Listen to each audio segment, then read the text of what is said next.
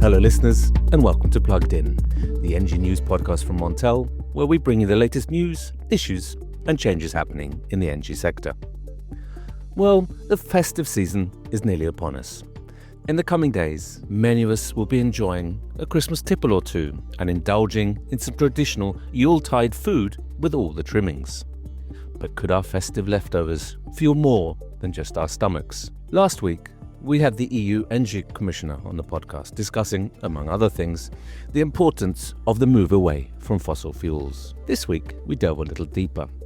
We speak to a small company in Scotland that is working with whisky distilleries and food producers on the ground to make this mission a reality. The energy transition requires not only a switch away from gas in power generation, the bigger picture, but also the greening of many processes that are hard to abate on a much smaller scale.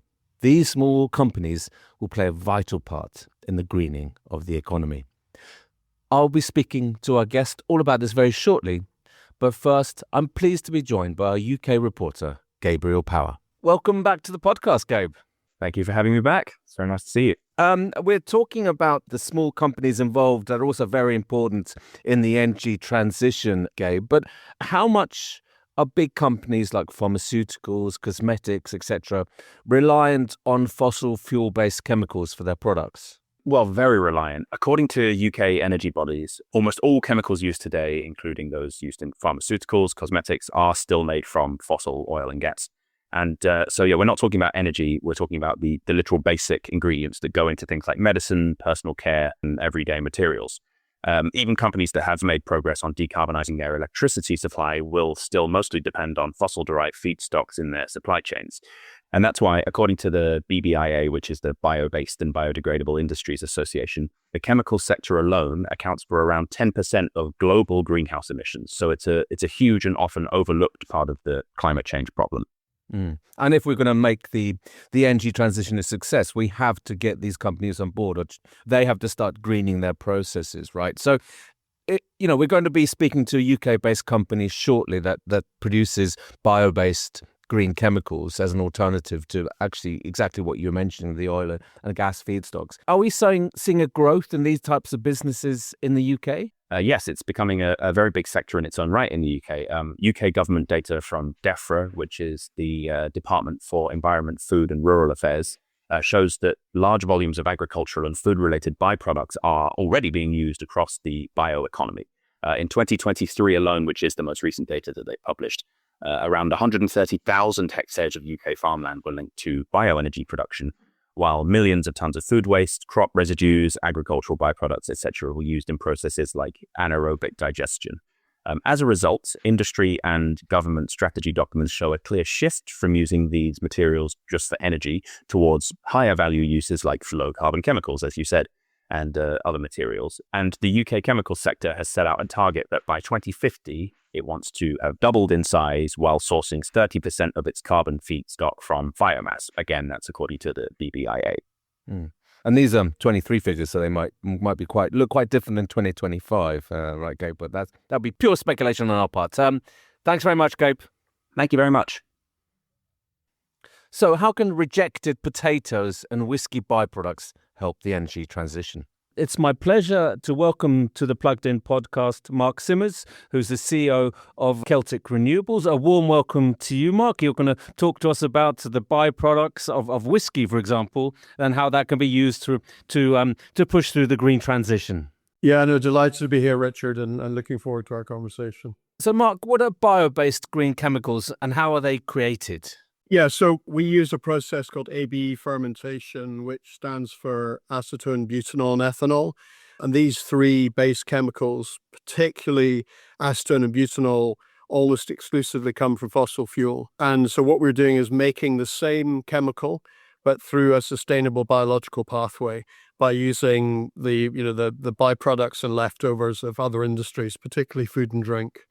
And so we're creating really the same molecule that's used all over the world to make lots and lots of everyday items, but doing it through a sustainable biological pathway. What kind of fossil fuels are used in that process then? Yeah, so ultimately it'll come out of crude oil or natural gas, and effectively through the refining and cracking process of that, you end up with these two chemicals, and it's used in pharmaceuticals, cosmetics, personal care products, food flavorings, etc. There's so many sectors that use these chemicals on an everyday basis. But the customers that we're deep engagement with now are all looking for a bio-based chemical as an alternative. And you mentioned byproducts and sort of waste products as well, Mark. What ones in particular? So we're based here in Scotland, and so to begin with, we're using the leftovers of whisky production. When you make, that famous Scottish product, clearly other countries make whisky as well, but we're very proud of that here in Scotland. Or less than 10% of what comes out of a distillery is actually the spirit that becomes, that amber liquid, and the rest are sort of byproducts. And those present the whisky industry with a disposal challenge and potentially, a commercial cost of disposal. And so we provide a process that would utilize those production leftovers and put them to better use to create a value add. And, what works for whisky in Scotland would work for drinks industries, for potentially food leftovers. We're using reject potatoes in our plant, so effectively the byproducts of agriculture, and a whole range of other feedstocks, where we're creating a really good circular reuse model for what is currently, a kind of byproduct or waste from another industry. No, it's very interesting. So also intrigued by the whiskey side of things here, Mark. Is this the grain we're talking about, or also some of the liquid byproducts as well? So yeah, predominantly we're using the liquid byproduct. So that's what's left over after the first distillation of spirit. The distillery is called pottail, and it costs the industry money to get rid of this byproduct. But it's got good nutrients in it. It's actually a liquid that can be utilized particularly for biological processes like ourselves. So, we have that delivered from 2 or 3 local distilleries to our first plant here in central Scotland. And then we add, some sources of carbohydrate, the reject potatoes I talked about, to make a recipe that then becomes the basis from which we can make these chemicals. That's fascinating. Are these big distilleries you deal with, or are they sort of smaller scale, or could they be based anywhere in Scotland, basically? Yeah, based anywhere. Yeah, we're working with 3 out of 130 distilleries. One is owned by Diageo, one of the biggest drinks brands in the world. One's a distillery that's relatively local to us in Falkirk in Stirling, and ultimately they love the sort of provenance story of what we're doing. It's very sort of fitting with their own net zero and decarbonization ambitions. And it's just a great circular story in terms of using primary industries byproduct and doing something, really valuable and that's good for the planet. And I'm sure once you're looking for new distilleries to source from, you can go around and have a little tipple while you're there, I presume, Mark. Yeah, it's a great industry to be aligned with. Obviously some iconic brands, and yes, a wee glass of whiskey is always very nice to try now and again. Absolutely, and especially in this festive period. But Mark, if you say this could also apply to, for example, producers of vodka or tequila or gin. There's a preponderance of gin distilleries all over the UK. There's had quite a rebirth, hasn't it? But the same principles could apply there then, could they? Yeah, absolutely. This is a global opportunity. We're part of, for instance, the Clean Ganges program in India. There are 24 distilleries in the Ganges basin. We could help to prevent the disposal of whiskey effluent there.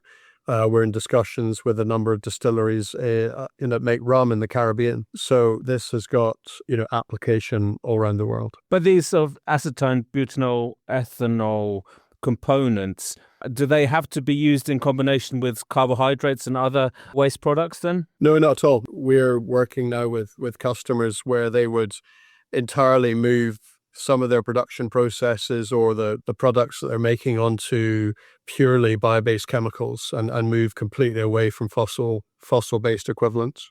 So how are these bio-based green chemicals used then? In the same way, so for instance, we're working with a chemical intermediary company in Germany, and they're making what's called emollients for skin creams, effectively to make skin creams go on really smoothly. And at the moment, they're using fossil-based butanol to make those emollients. And, they're really excited about being able to make an emollient from effectively a bio-based chemical rather than a fossil-based chemical. We're working with a number of the pharmaceutical giants who use both acetone and butanol as effectively reagents or catalysts within the medicine production processes. And again, they're trying to move away from using fossil-based chemicals to using bio-based chemicals. And those are just two out of really hundreds of examples of where these bio-based chemicals can be used. And is there any difference between those that are used bio-based and those that are, fossil fuel-based in terms of the quality of the end product? One of the things that we realized in terms of building up this opportunity is that our chemical had to be at least of the same level of quality as the fossil-based equivalent. Ultimately, that had to happen to ensure that these major customers could effectively swap onto a bio-based alternative without having to change their processes or recertify processes to be able to use them. So ostensibly, it's just a drop-in replacement. And in terms of costs? Yeah, we're not cost competitive at the moment because we're only producing at a relatively small commercial scale. This process was born out of a university research project. We've built our first of a kind commercial plant in Scotland. The next stage is to build a much bigger industrial scale plant, which we'll start construction of next year. In 2026. So yeah, when we get to full scale, we should be able to be cost competitive with the current pricing of fossil-based chemicals. And where are you building this plant? We're actually going to build it in Grangemouth, where our first plant is. There's been recent closure of the petrol refinery here in Grangemouth, which is obviously not great for the Scottish economy. And so Scottish and UK governments are really focused on redeveloping Grangemouth as a low-carbon manufacturing complex.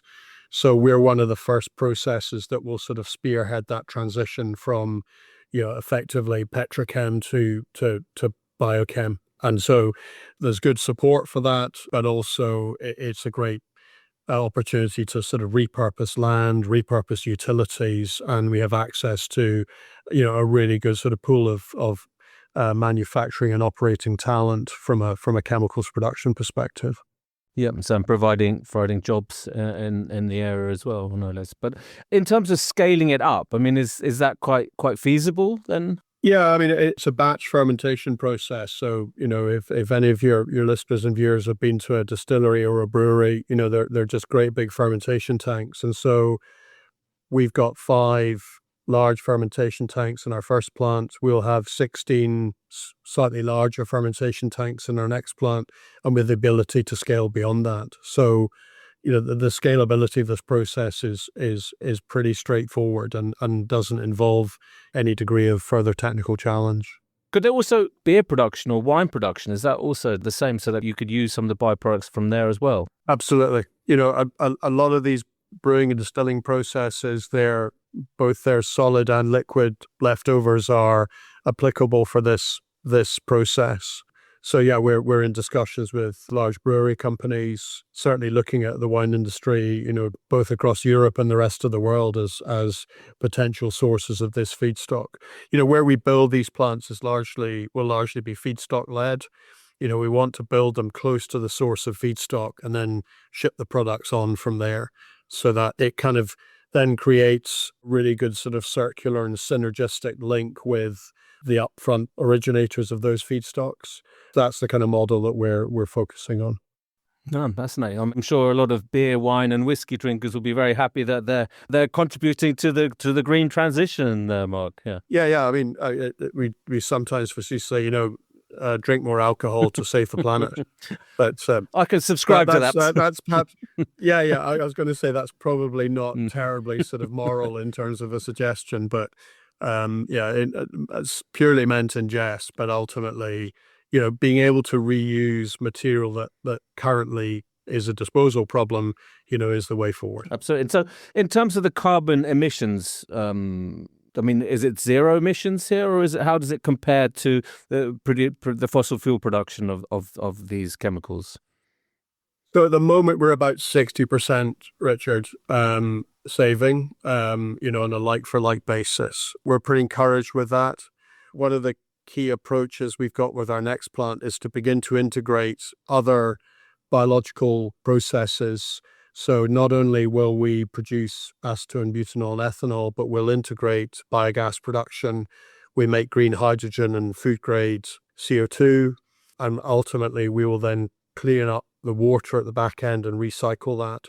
So we expect that by the time we build our next plant, we'll be virtually carbon neutral, if not a carbon sort of sump in terms of what we do. So we will get to 100% carbon saving, which is where we want to get to. Absolutely. In terms of the financing, are you relying on any sort of public funding or subsidies? We work with the Scottish government and the UK government in terms of sort of capital investment. And they've been very supportive of us. But, certainly around chemicals, unlike energy, there's no subsidy that's applicable to what we do. We hope that in the not too distant future, governments will start to mandate targets around biochemicals and biomaterials to really encourage both industry and consumers to move away from, fossil-based materials. And that's where we're aiming to get to. Absolutely. And is there any kind of guarantee of origin, kind of certification for some of these processes as well, Mark? Yeah, I mean, we have a 100% biogenic carbon certification that we utilize for all our products, just to prove that none of what we produce has come from fossil fuel. And so that's the main certification we've got from that perspective that is required by our customers. And you guys are a very good example of how you can move from fossil fuel to low carbon chemicals. What are the challenges faced by industries such as yours? I think scaling is just really hard. We started out as literally a test tube in a lab and trying to navigate through, we've been going now for 13, 14 years since that early stage.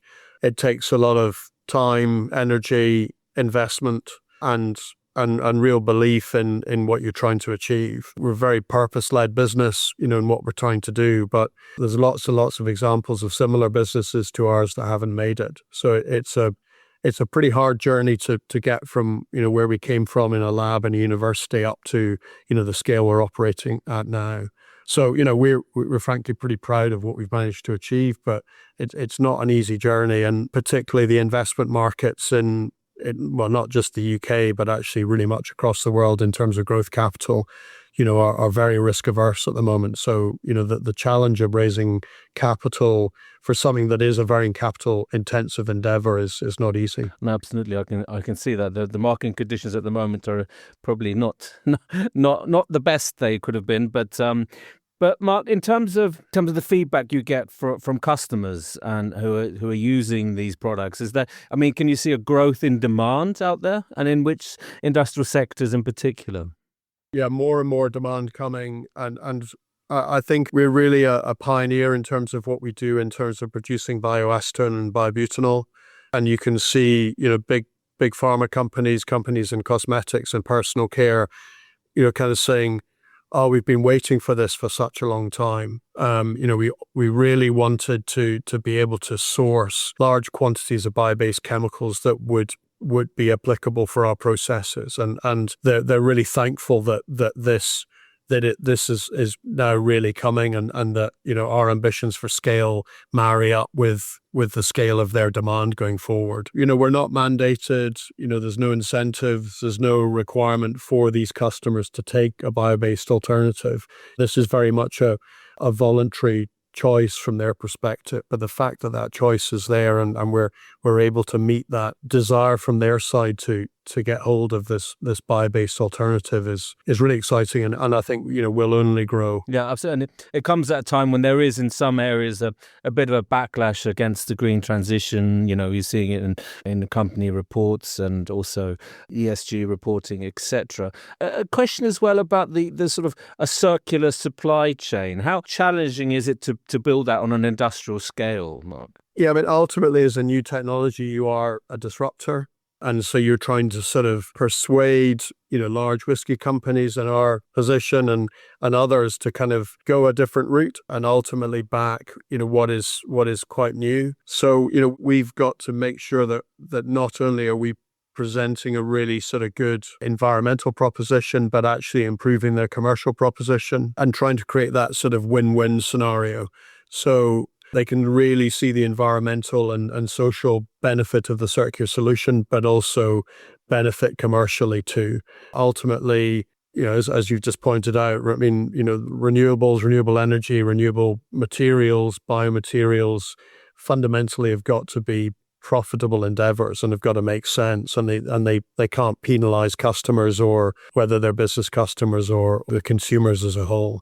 So that you've got to operate a business like ours, and in terms of developing these new approaches from that perspective. So this is a very good example where the commercial aspects and the environmental ones go almost hand in hand here. Yeah, ultimately, this is about both planet, people, and profit, and all those three have got to be aligned. And I know that's a bit of a cliche, but actually, it's a reality of running a business that like the one we are. You'll obviously have a bit of work to do, travelling around Scotland and visiting all these distilleries. So some may envy you that task, Mark. But but a final question: how do you see? I'm really excited about it. I attended an event with the Bio-Based Industries Association at the House of Commons at the start of December 2025, which brought together, a whole range of businesses operating in a similar way to Celtic Renewables. And I think our sector now really has good political backing and understanding in terms of what we're trying to achieve. And I think there's a real momentum building for those bio-based industries. So yeah, I think it's moving forward in a very positive way, and there's more and more companies like us that are starting to succeed. That's a critical element in terms of both attracting investment, but also really getting public policy and government on board in terms of backing what we're trying to achieve. Brilliant, Mark. I think good luck with that. And I think for all you listeners out there, when you're next having a glass of whiskey, think about you're possibly saving the planet. So, so thank you very much for being a guest on the Plugged In podcast, Mark. No, thank you, Richard. It's been a pleasure. And you listeners, thanks for listening to this episode of Plugged In. If you enjoyed this discussion, please like, rate, and follow to make sure you get the latest podcast episodes as soon as we release them every Friday. We'd also love to read your reviews of the podcast. It helps us to keep up to date with what you, our listeners, think of our podcast and what content you want to receive more of. Finally, you can head to montelnews.com for more news and analysis from our team of journalists across Europe and beyond. See you next time.